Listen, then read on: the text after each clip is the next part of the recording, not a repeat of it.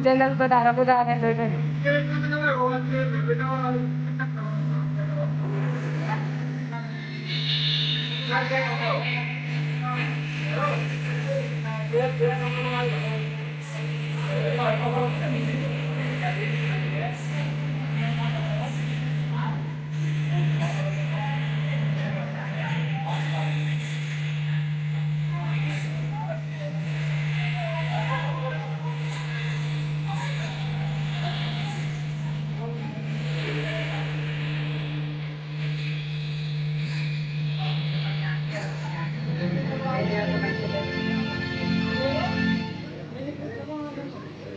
हे तशरीफ, अब मेरे आने का कारण सुनो।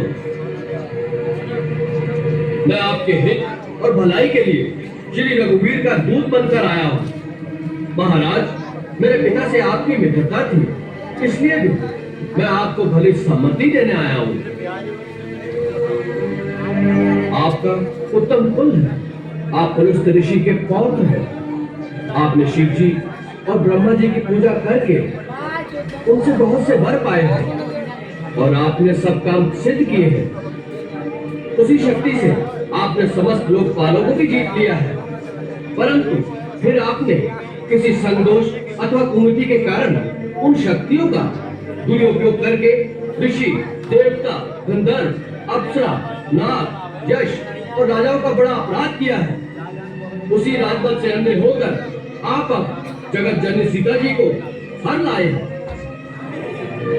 जब पाप कर्म इस प्रकार अपनी पराकाष्ठा को पहुंच जाते हैं तो दैवी शक्तियों को पाप का नाश करना ही पड़ता है, परंतु उस नाश के साथ ही पापी की घोर दुर्गति होती है।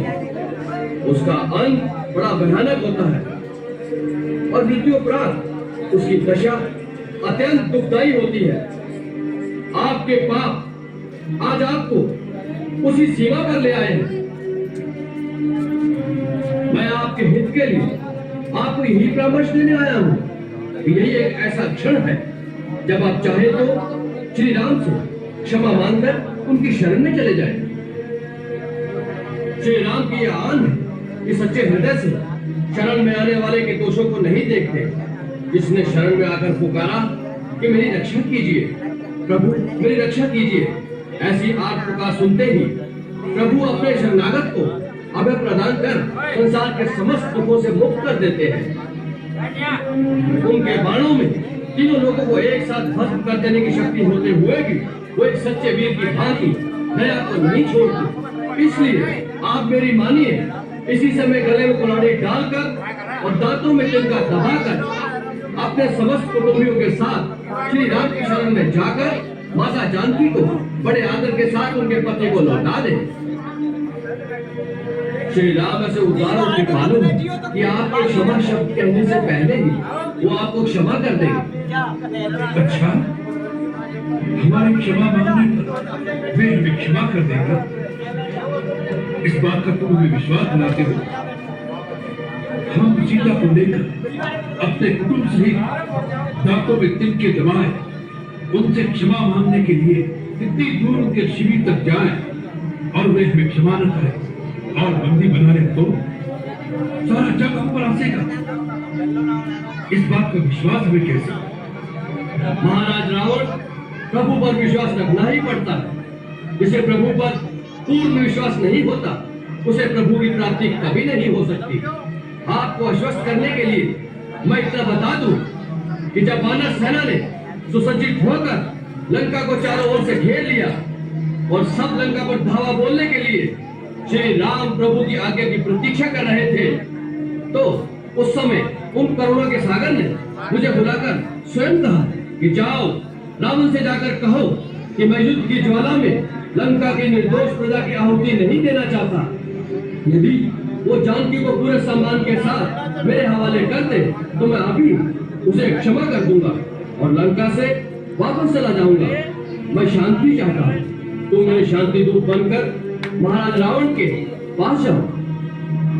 ये बात राम ने स्वयं कही? तुम मुझे मेरी सीता दे दो, मैं वापस चला जाऊं, मैं युद्ध नहीं करूंगा, मुझे शांति चाहिए। जी महाराज, उन्होंने स्वयं कहा था महाराज, यही बात तो हम तुम्हारे मुंह से सुनना चाहते थे। यही बात राम ने कही कि मैं युद्ध नहीं करूंगा, मुझे शांति चाहिए। मूर्ख, इस बात में तुझे राम की करुणा दिखाई दी, उसका भय दिखाई नहीं दिया कि रण क्षेत्र में रावण के सामने आने के विचार से उस धनुर्धारी के हाथ पांव कांपने लगे। जिसकी प्रिय पत्नी को कोई हर के ले गया हो, उस शत्रु के लिए इतने महीनों से उसके रक्त में प्रतिशोध की कोई ज्वाला नहीं होती, तो फिर वो क्षत्रिय का रक्त नहीं होगा। वो तेरा परम वीर जो भिखारियों की भांति हमसे सीता की भीख मांग रहा है, उससे जाकर कह दो कि सीता कोई भिक्षा में देने वाली वस्तु नहीं है। ऐसे अनमोल रत्न को वो अपने बाहुबल से जीतना पड़ता है। माता सीता को उन्होंने अपने बाहुबल से ही जीता था। महाराज, शायद आप भूल गए कि वो शिव धनुष जिसे श्री राम प्रभु ने तिनके की भांति उठाकर तोड़ दिया था, उसी धनुष पर अपने बाहुबल की परीक्षा करने कभी आप भी गए थे, और सुना है वो आपसे उठाया भी नहीं गया था। प्रतिशोध वीरता की निशानी नहीं होता, और कायल में शत्रु को क्षमा करने का साहस नहीं होता।